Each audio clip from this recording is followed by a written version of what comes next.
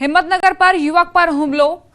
नवीन bridge पर युवक पर हुमलानी घटना बनी। बाइक पर आवेला शख्सोए हुमलो कर्यो। 4 शख्सोए हुमलो करीने फरार थई गया। युवकना माथा पर बेटना घा मार्या। युवकने सारवार माटे होस्पिटल खसेडवामां આવ્યો।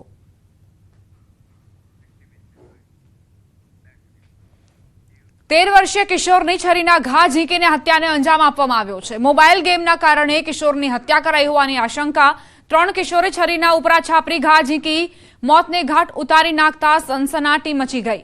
બનાવમાં પ્રવીણને ગળાના ભાગમાં તેમજ પેટના ભાગે ગંભીર પ્રકારની ઈજાઓ થઈ છે। ગામના બગીચામાં તમામ બાળકો બગીચામાં રમતા હતા તેવામાં માથાકૂટ થઈ હુમલો કરવામાં આવ્યો। હત્યામાં 3 આરોપીઓ કાયદાના સંઘર્ષમાં આવેલા બાળકો હોવાનું અનુમાન લગાડવામાં આવી રહ્યું છે। તેમ છતાં તેઓને રાઉન્ડ અપ કરી લેવાયા છે। પોલીસે હત્યા પાછળના ચોક્કસ કારણો જાણવા તપાસનો ધમધમાટ શરૂ કર્યો છે।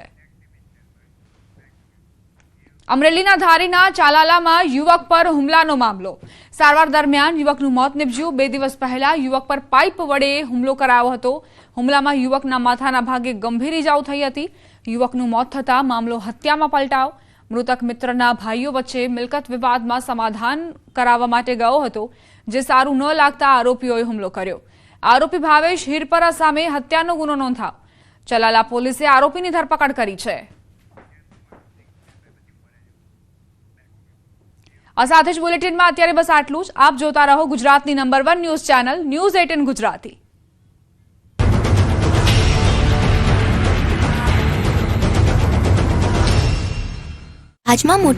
નમસ્કાર, આપ જોઈ રહ્યા છો ગુજરાતની number 1 news channel news 18 Gujarati. આપણું ગુજરાત સાથે હું છું સિદ્ધાર્થ ધોળકિયા। મહત્વના સમાચારથી કરીએ શરૂઆત।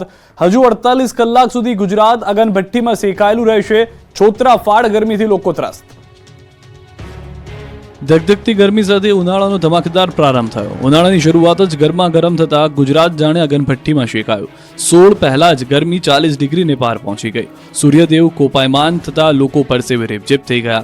રાજ્યના 8 શહેરમાં તાપમાનનો પારો 40 ડિગ્રીને પાર પહોંચી ગયો। 42 ડિગ્રી તાપમાન સાથે ભુજ સૌથી ગરમ શહેર રહ્યું, તો સુરતે અમદાવાદની સાઈડ કાપી। સુરતમાં 41.8 ડિગ્રી તાપમાન, રાજકોટમાં 41.7 ડિગ્રી, ડાંગમાં 41.6 ડિગ્રી, અમદાવાદ અને ગાંધીનગરમાં 40.4, નલિયામાં 40.2 અને વડોદરામાં 39.8 ડિગ્રી તાપમાન નોંધાયું। હજુ 48 કલાક સુધી ગુજરાત અગનભઠ્ઠીમાં શેકાયેલું રહેશે। હવામાન વિભાગે આગાહી કરી છે કે ઉત્તર પૂર્વથી પૂર્વના પવન ફૂંકાતા 48 કલાક સુધી ગરમી ભૂક્કા બોલાવશે। રાજ્યમાં સામાન્ય કરતાં 5 થી 8 ડિગ્રી તાપમાન ઉચકાશે, એટલે હીટ વેવની આગાહી કરી છે।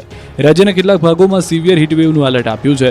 રાજ્યના 7 જિલ્લાઓમાં ગરમીનું રેડ એલર્ટ, રાજ્યના 6 જિલ્લાઓમાં ગરમીનું ઓરેન્જ એલર્ટ, રાજ્યના 5 જિલ્લાઓમાં ગરમીનું યલો એલર્ટ અપાયું છે।